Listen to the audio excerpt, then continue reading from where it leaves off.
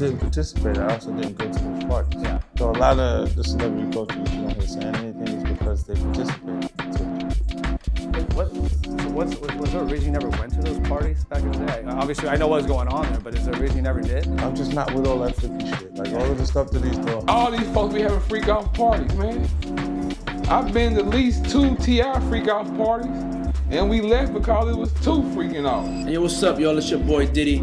I support T.I. the King, and you should too. No Mercy in stores right now. Hey, yo, free T.I. Yo, we waiting for you, Playboy. Yo, go get that album. It's fire. Peace. You think the reports are true that Diddy put $1 million to kill Tupac? Have you heard about the new reports that came out? The confessions? Man, don't talk to me about no, I don't want to talk about that. Okay. Shit ain't got nothing to do with me. Okay. 50 Cent has launched massive shots at T.I. again, this time pulling him into the center of Diddy's spiraling scandal. And it's wild. Word on the street is that T.I. might have been one of Diddy's so-called VIP guests during those infamous parties. So was there a reason you never went to those parties back in the day? Obviously, I know what was going on there, but is there a reason you never did? I'm just not with all that freaky shit. Like all of the stuff that he's doing, I'm not into that type of stuff. I'm just a little more, maybe you could say basic or normal. You go to the 90s and Kiki D said they paid him to kill Tupac. Yeah. So like, you get the craziest accusations. You had TMZ created a docuseries, they went to Tubi, but the series is saying the downfall. The whole thing came up after Clen, Jeezy's ex-right-hand man, started spreading hot tea, stating T.I. wasn't just at the parties. He was deep in that scene. Now, let's be real. T.I. had somehow managed to keep free of the Diddy scandal all this time. Until now. But guess who wasn't going to let him slide? Yeah, 50 Cent. And no one's surprised. These two have been at odds for years. But this time, 50 went far beyond petty. He's not just reviving those old allegations about T.I. He's pulling up receipts about how close Tip and Diddy were back in the day. Like when you walking up to the house, you can see in the house, and he had the steps that go up and the long balcony for the upstairs. So when we was there, when we got there, all we seen was Diddy. It's a Diddy party. He's up there in the road. No lie, we was gone in 20 minutes. No lie. Jeezy even said, let's go. He said, nah, this ain't our type of party. The nigga had a robe on with a bunch of people downstairs. What the fuck you got a robe on for, bro?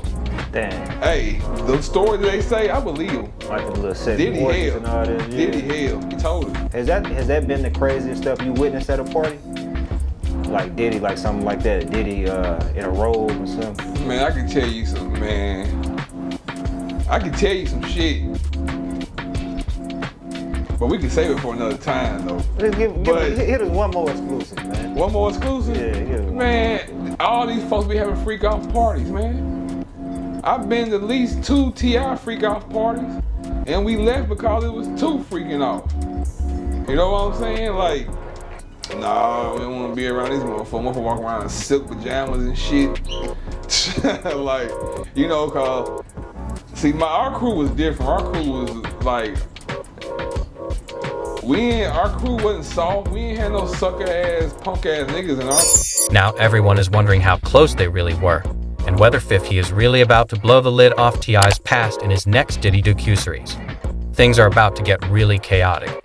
Just when T.I. thought he had avoided the Diddy blast radius, Clen came out swinging.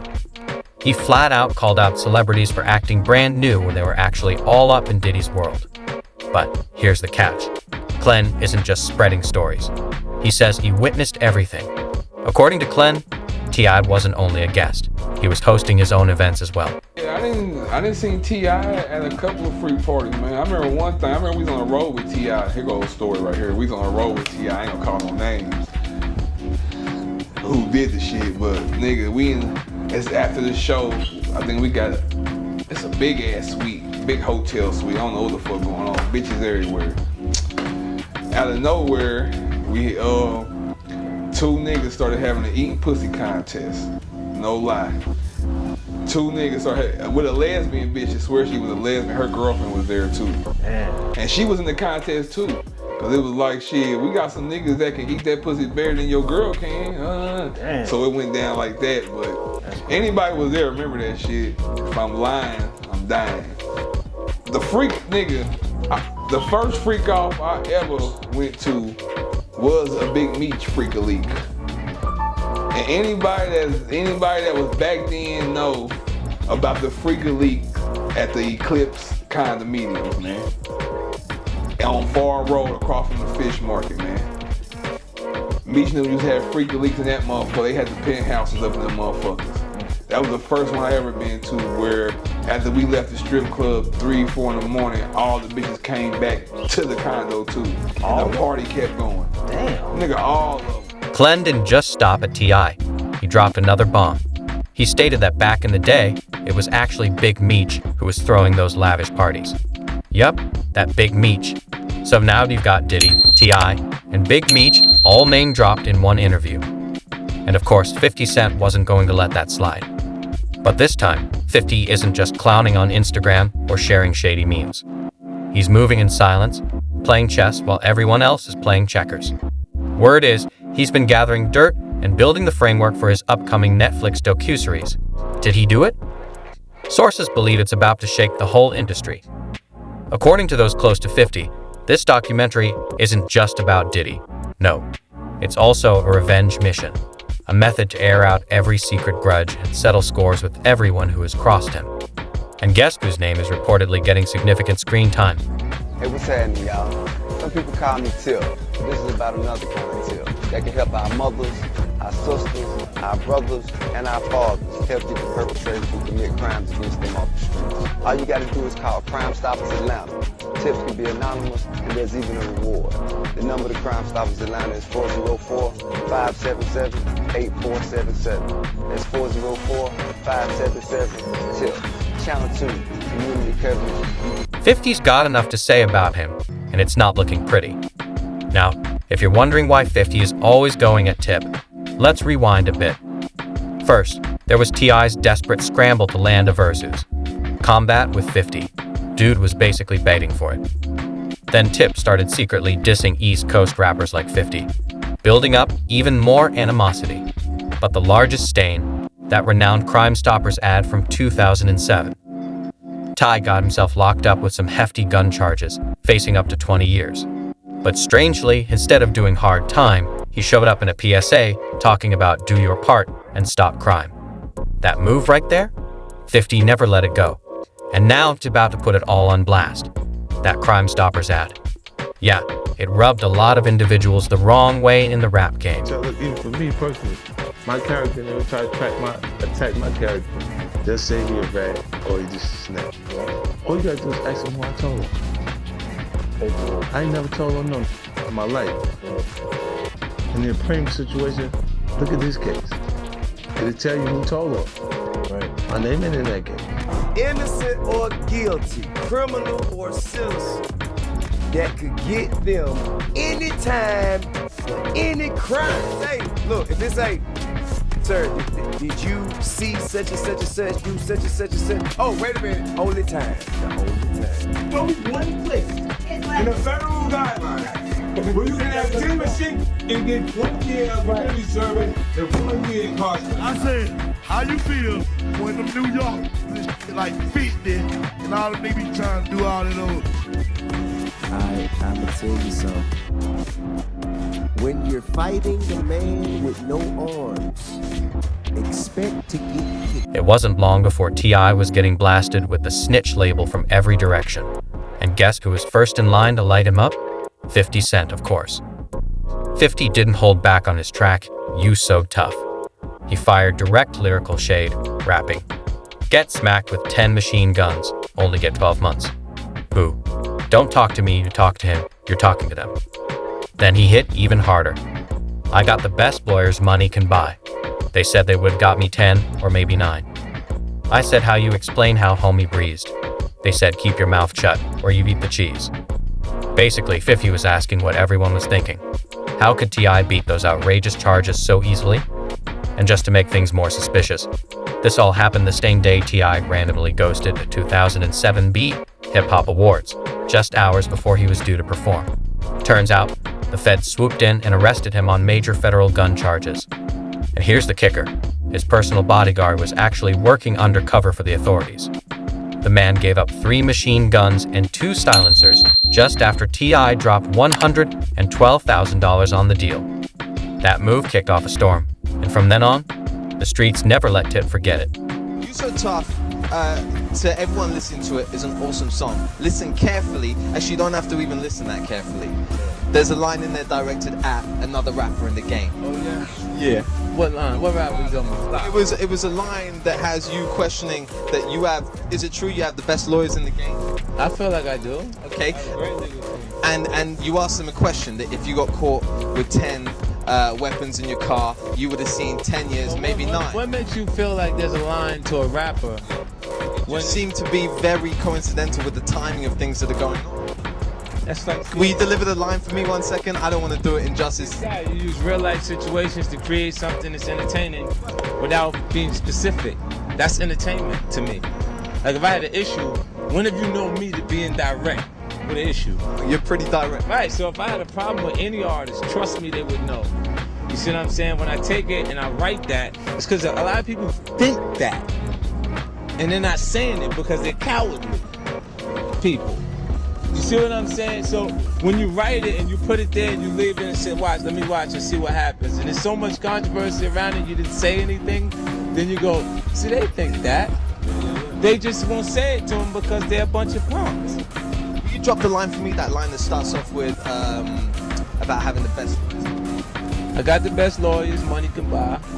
They said it would have got me 10 or maybe 9. I said, well, how do you explain how homie breathes? I said, to keep your mouth shut or you eat the cheese. You so tough. Are you telling me that's not directed at a specific rap? Well, I can't. With my intentions, if I have a problem, you know, me, my MO, and I would just say something. You know, so it's not really directed at him. It's me taking real life situations that these things are relevant to hip hop. Period. You see what I'm saying? So I take it and I make something that's interesting enough for people to sink their teeth into, and then I move forward. If you have beef, then we make it beef. Can you understand? Well, you know me, I'm direct too. Is that line about T.I.? Absolutely, for the public to decide. And here's where it gets even wilder. Ty was already a convicted felon, meaning he legally couldn't even possess the guns. But after pleading guilty, the sentence was astonishingly mild. 1 year of home arrest, 1,500 hours of community service, and some short prison term. Prison term. That's when 50 jumped in, loud and clear, putting the whole scenario on display through his music, and the streets ate it up. You So Tough wasn't just a diss track, it was a warning shot. 50 pointed out that even with the best lawyers in the game, anyone facing accusations like T.I. should have been staring down at least 9 to 10 years behind bars. Yet somehow, Tip slid right past all that heat with a deal that appeared far too good to be true. So naturally, 50 started throwing shade, indicating that maybe, just maybe, T.I. had to give something up to secure that deal. Not long after the track dropped, 50 was questioned in an interview if he was talking about T.I. he played it slick, stating it was up to the people to figure it out. But come on, anyone reading between the lines knew exactly who he meant. 50 didn't have to mention names. Everybody had already done the math. How are you dealing with when, like, the 50 cents are coming at you? Well, I mean, honestly, man, like, to be perfectly honest with you, man, I gotta deal with each situation as how I hear it come out of the person's mouth. You can misinterpret songs, lyrics, you know what I'm saying? When you're being interviewed and someone asks you, how do you feel about this? I gotta take that. I gotta take your verbal rather than listen to your lyrics and jump to a conclusion. And when I heard him speaking on it, he said he wasn't talking about me, you know what I'm saying? And me and 50 always had a decent rapport, you know. It wasn't never nothing negative. So, like he said this in conversation. At the same time, he said, man, he's never had a problem with saying people's names when he's speaking on them. And like, that's not like 50. If he going at somebody, he usually say their name and make it known. It's usually not ever whether or not, you know what I'm saying? And so, I think that it's just unnecessary to jump to a conclusion and, you know, create an issue of that. So around that time, Tip was asked about the track too, and unexpectedly, he didn't go off. He actually acted like he was going to give 50 the benefit of the doubt. But let's be real, T.I. couldn't clap back too hard. The feds were still watching him, and he knew better than to stir up even more problems while he was already under their radar. Yet of course, drama like this never stays buried. Fast forward to 2020. T.I.'s Crime Stoppers video came back from the grave right when the internet was roasting Tekashi 6ix99 for his snitching throughout that racketeering case. And guess who couldn't resist poking the bear? 50 Cent hopped on social media and tweeted, "The first song, I'm a play. You, so tough." And just to twist the knife, he dropped the video and the music clip in the same post. Did T.I. stay quiet? No. He clapped back fast, and the old feud lit up all over again. T.I. didn't waste a second. He jumped straight into the comments to shut it all down. He flat out denied ever snitching, saying he never aided the cops or helped jail anybody. But Tip wasn't just clearing his name. He slung some shade right back at 50, implying that maybe 50 has some skeletons of his own buried deep. You in your life, nigga, you see a snitch, nigga, slap him when you see him, knock his nose off. So, nigga, next time I'm out, instead of asking for a picture, like a little hoe ass nigga, come on, knock my motherfucking nose out if you think I'm a snitch, nigga. Nigga, come on, nigga, quit smiling in my face trying to get in my fucking section. Nigga, fuck, nigga. Don't motherfucking play with me, nigga. Who the fuck you think you talking to, nigga? Play with my motherfucking name, nigga. Motherfucking king, nigga. Never gave no motherfucking information to get anybody in no motherfucking trouble now time with no police, nigga. If I am working with the police, it'll be to get him to shoot you, nigga. Fuck is you talking about? Nigga, don't play with me. He clapped back with, "The video clip is cute. In poor taste, but cute. However, I prefer facts. I've never given any information to any form of law enforcement to get nobody no time for no crime, ever. 50 Cent, can you say the same?" And oh, Tip wasn't done. He took 50's post and blasted it on his own Instagram with a fire caption, flipping the scenario into another shot at a versus battle.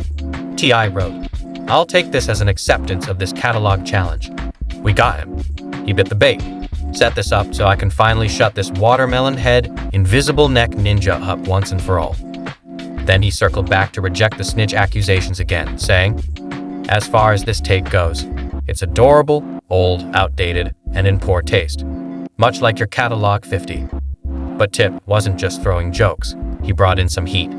"I've never given any information to any form of law enforcement at any time in my life to get anybody time for any crime." Then he dropped this. "Supreme told me to ask 50 Cent if he can say the same." Mic drop.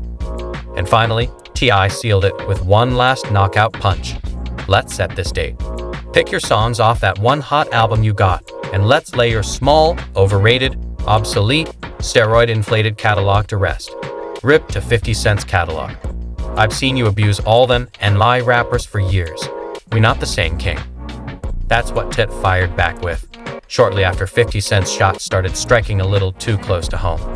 He even tossed in the hashtag. Hashtag, bring Mythabully. Yep, minus 50 definitely struck a chord. Since Tip couldn't let it go, still attempting to cleanse his name from those lingering snitching whispers, T.I. jumped right back on Instagram. This time going live with comedian Kelly KDB Walker, and once again, the focus was on denying those rumors and defending his rep.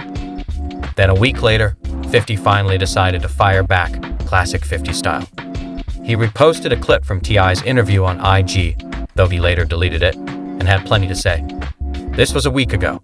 This guy was backstage telling me about some comedy show he's working on. I don't like all this. It wouldn't be a good idea to come around me again. Respectfully, stay away from me." And just when you thought it couldn't get messier, it did. The tension reached a new level after the tragic death of King Von.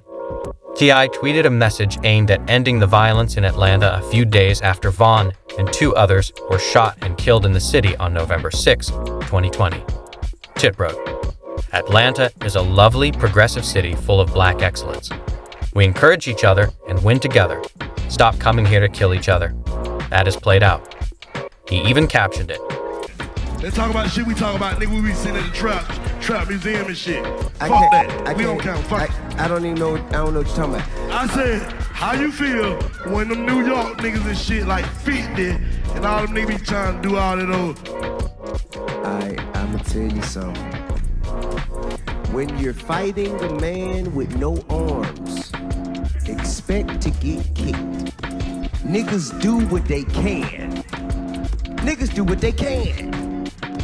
Niggas go with whatever they can to hurt you. Whatever they feel will hurt you. What they don't know is, I don't give a fuck. I am at peace with myself. I know who I am. I know what I've done. I know what I haven't done. I ain't got nothing to be ashamed of. I walk around this motherfucker with my head up, with my chest out. I be by myself most of the time. I don't. Handle your beeps in your own city. Thanks in advance, King. Now, that's what T.I. posted. But Whew, that message didn't land right at all. Folks instantly took it as shade, and you already know Menace 50 Cent wasn't about to let that slide.